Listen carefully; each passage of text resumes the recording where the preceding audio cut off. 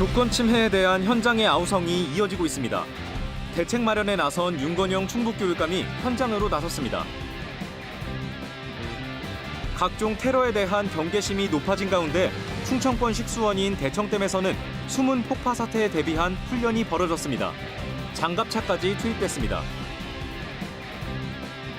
청주시가 교통 빅데이터 플랫폼을 구축했습니다. 실시간으로 시각화되는 교통 빅데이터로 당장 연말 버스 노선부터 달라질 전망입니다. 가격이 천차만별인 자동차 썬팅 필름, 저렴하다고 성능이 떨어지는 건 아니었습니다. 한국소비자원이 분석했습니다. 네, 시청자 여러분 안녕하십니까? 계속해서 MBC 뉴스투데이 충북입니다. 최근 교권 침해가 사회적 문제로 대두된 상황이죠. 충북 역시 예외는 아닙니다. 도의회와 도교육청이 교육활동 보호조례 제정을 추진하는 데 이어 윤건영 도교육감은 직접 현장에 나섰습니다. 교권 침해를 경험한 교사들을 만나 의견을 들은 뒤 충북형 교권 보호 방안을 마련합니다. 이지연 기자의 보도입니다.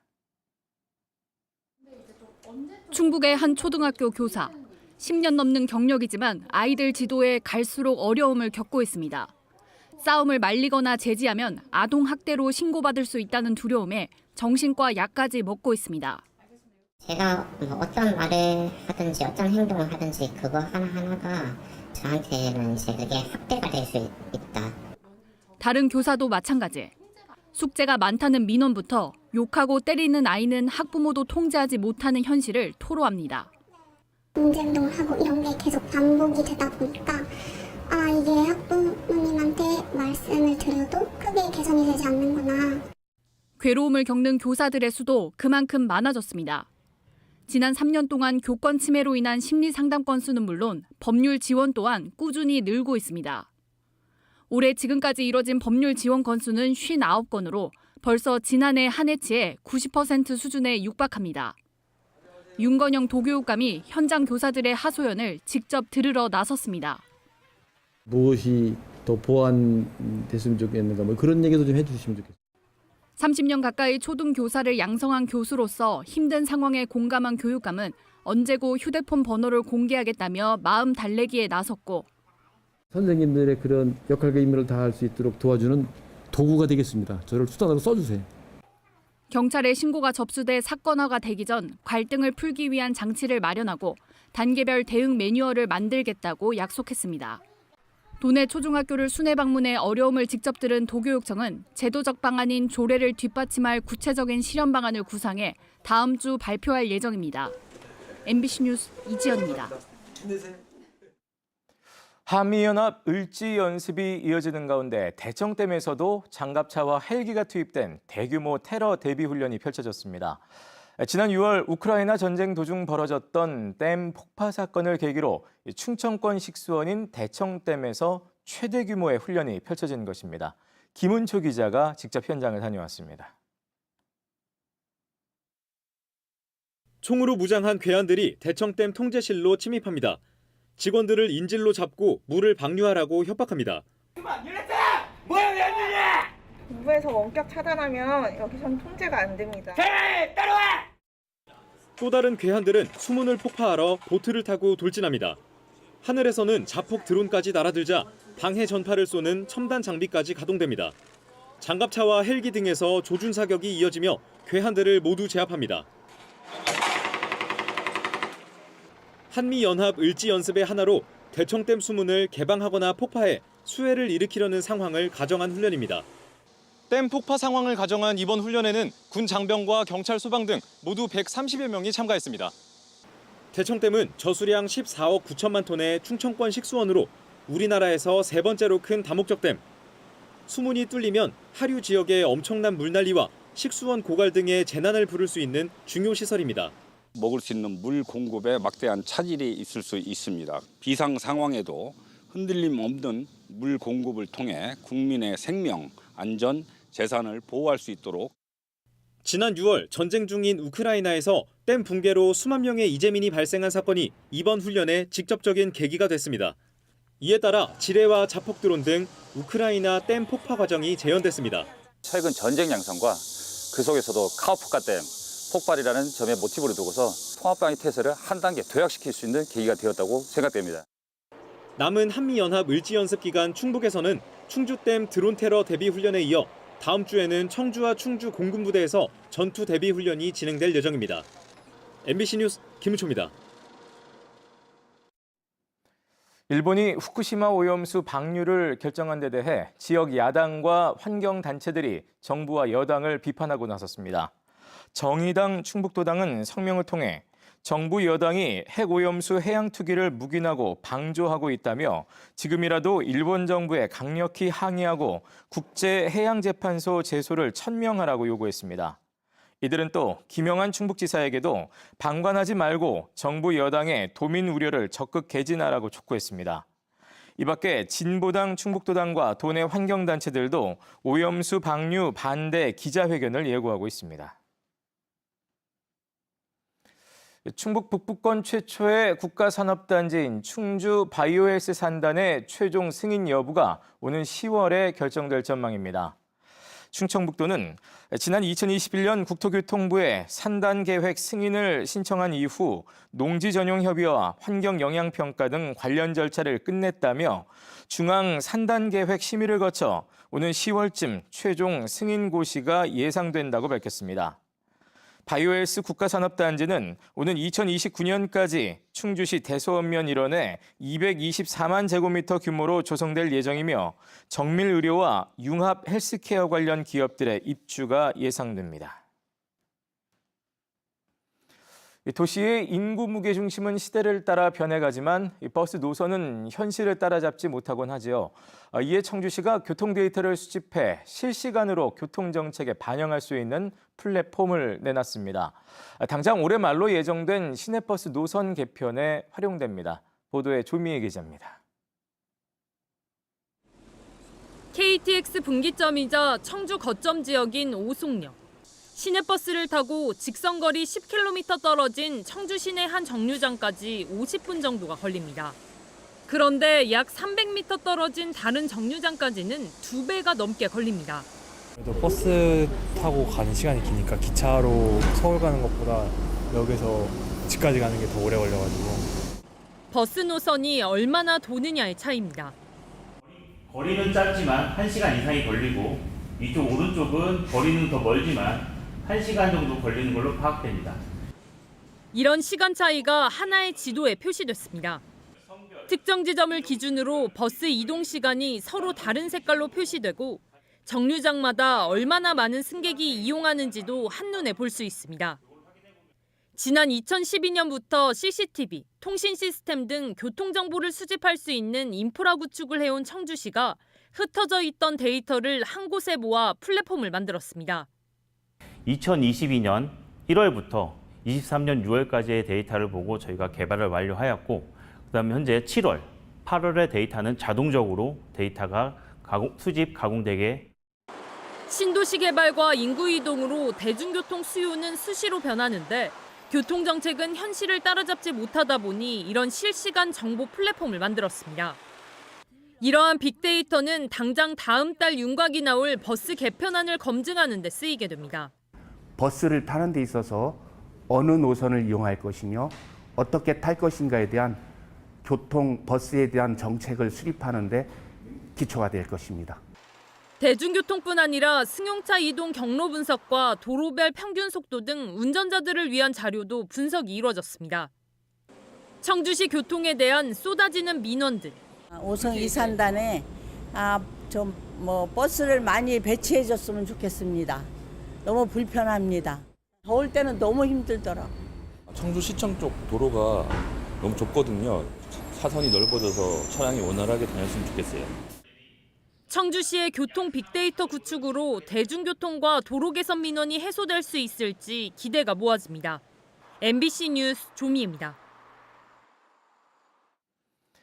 여름철 뜨거운 태양열을 피하기 위해 특히 차 장만하실 때 썬팅 많이들 하시죠.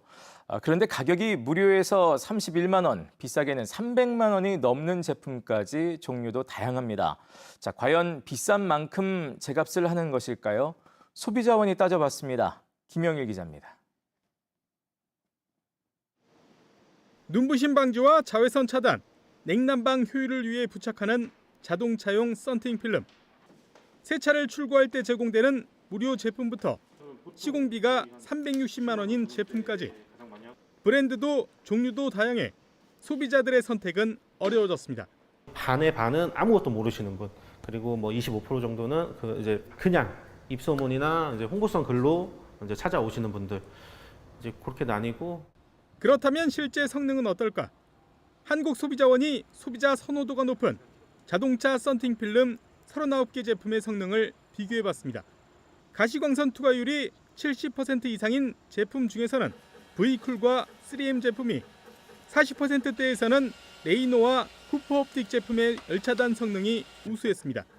가장 저렴한 레이노 제품과 가장 비싼 V쿨 제품 가격은 무려 5배 가까이 차이가 났습니다. 신차 출고 시 무료로 제공되는 쿠폰 제품도 최대 21도의 온도를 낮춰 태양열 차단 성능이 양호했습니다. 국내 완성차 4개사 신차 출고 시 무료로 제공되는 신차 쿠폰 제품도 온도 상승을 10에서 21도까지 억제해 태양열 차단 성능이 양호했습니다. 소비자원은 또 자외선 차단 유리에 썬팅 필름을 부착하면 가시광선 투과율이 법정 기준보다 낮아질 수 있다고 경고했습니다.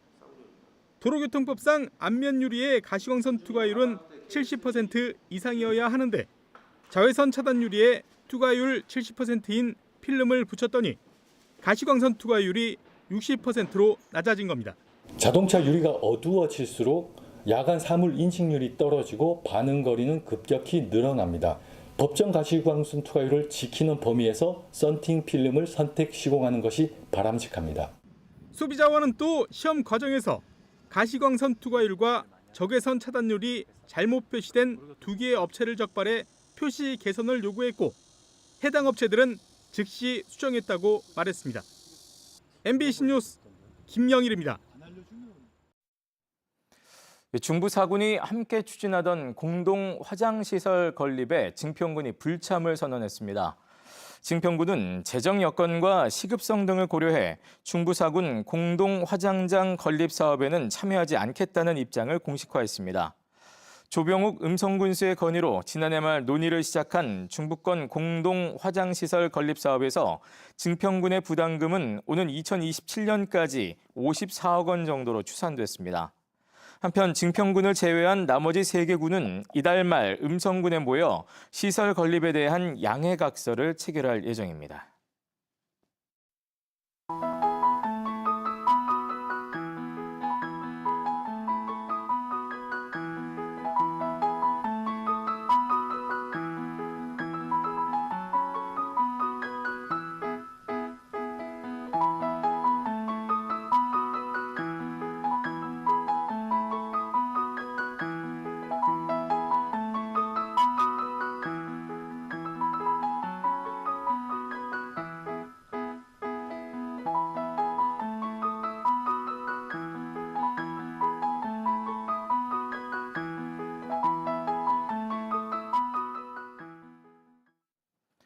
옥천군이 9월 한 달 동안 지역화폐 인센티브를 15%로 확대합니다.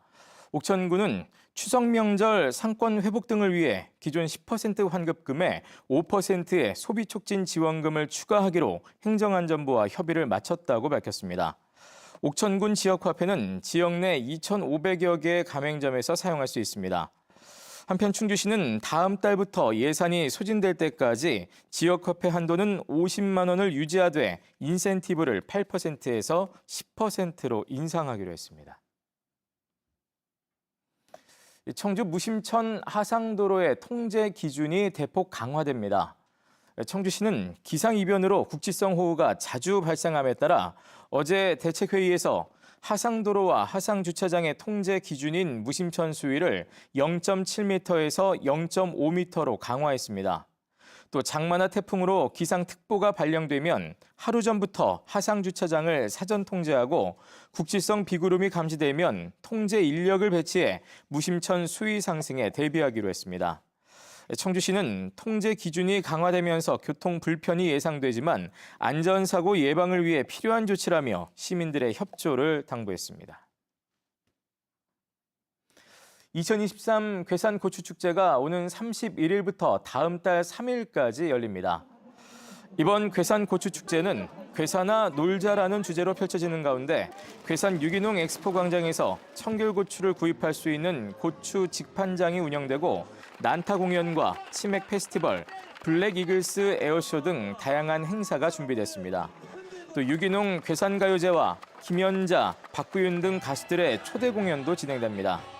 한편 괴산 고추축제의 건고추 가격은 600g 기준 세척 화건이 18,000원, 꼭지를 제거한 세척 화건은 2만 원으로 결정됐습니다. 증평군 청년 복합공간 조성 사업이 행정안전부 공모에 선정됐습니다.